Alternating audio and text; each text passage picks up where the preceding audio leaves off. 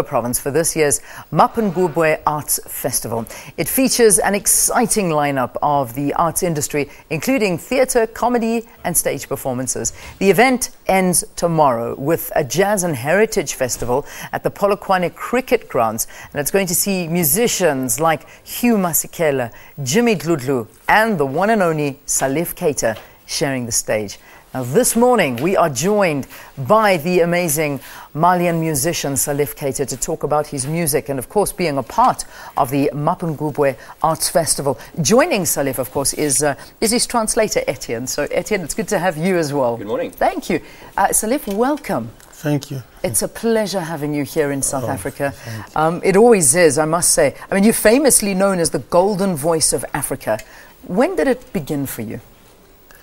Donc, vous êtes connu comme la voix dorée d'Afrique. Comment est-ce que tout cela a commencé pour vous? Bon, ça a commencé depuis dans les années 60. So it all started in the 1960s. Donc, c'est comme par hasard, hein, c'est pas une voix travaillée, c'est une voix sauvage. Et c'est pourquoi les gens s'appelaient à d'autres personnes. Voilà, so it's really by chance. It's a wild voice, as he calls it, more than a trained voice. Yeah, and a beautiful voice at that. So calls that a wild voice? Never. We don't agree with you. It's beautiful. Oh, thank you. Wild and beautiful, which is so amazing. What inspires you and your music? Daily life. Life. Ouais. Bon, généralement, le cri que je fais, c'est des cris de souffrance. Donc, c'est la vie que je traverse, que je transmets aux gens. Generally, the songs he writes are cries of freedom, and so he translates the cries of pain also in his life through his songs. Yeah. Are there any memories that stand out for him in terms of performing on the African continent and more specifically performing here in South Africa? Have there been any sort of momentous occasions for you? Est-ce que vous avez des grands souvenirs de performances en Afrique et notablement en Afrique du Sud? Oui, parce qu'après la libération de Mandela, on a joué à Soweto. Le premier concert que j'ai fait en Afrique du Sud, c'était à Soweto. Absolutely. After the liberation of Nelson Mandela, his first concert in South Africa was actually in Soweto. Et tout le monde a pleuré. And everybody et ce cried. jour-là, c'était le cri de larmes et tout le monde a pleuré. Ça, je me souviendrai toujours de ça. And it was cries and real tears, and everybody was very emotional on the day and cried on the day at the concert. Yeah, so that being one of his best memories, I can imagine. It must have been amazing to be a part of that. There's also a Salif Keita Global Foundation that's fighting ignorance and superstition around albinism. Tell us a little bit more about your work. J'ai traversé et depuis mon jeune âge, je souffre de ça.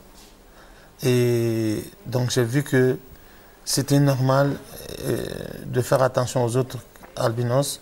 Je n'ai pas envie qu'ils souffrent de la même manière, donc j'ai fait une fondation pour. He says since he was young, he's been suffering from the stigmas of around being albino, and he didn't want others to suffer like he did, and so he created this foundation to help others deal with it. Et je sais qu'avec la tradition, il y a toujours des sacrifices humains. Ils sont toujours stigmatisés et il y a toujours des sacrifices humains.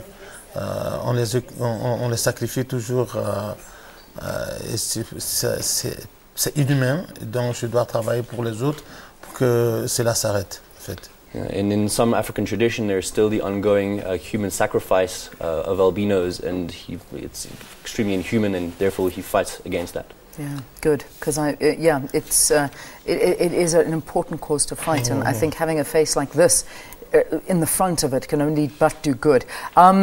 Getting back to the reason you're here, you're in South Africa. There's the Mapungubwe Jazz and Heritage Festival that you're going to be headlining. Yes. Firstly, what does heritage mean for you? L'héritage, pour moi, c'est ce que la tradition laisse, ce que l'histoire laisse. Et je crois que l'héritage, c'est un devoir,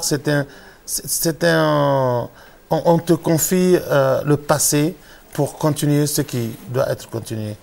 Et c'est très important que je sois là aujourd'hui pour continuer la culture africaine, la culture malienne principalement, à travers l'Afrique.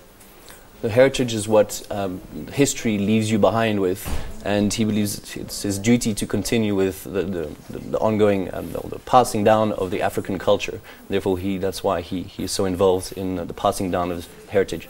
Amazing. It's such a pleasure having you here in studio, and thank you very much. You're welcome. And for those fans out there that are watching, and you can get down to this Mapungubwe festival, you'll be able to see Salif Keita. He's headlining tomorrow's jazz concert, and it's going to be amazing. You know that as a fan. Salif Keita, Malayan musician, thank you very much for being with us. And Etienne, thank you so much as well for being with us here to translate. All right, let's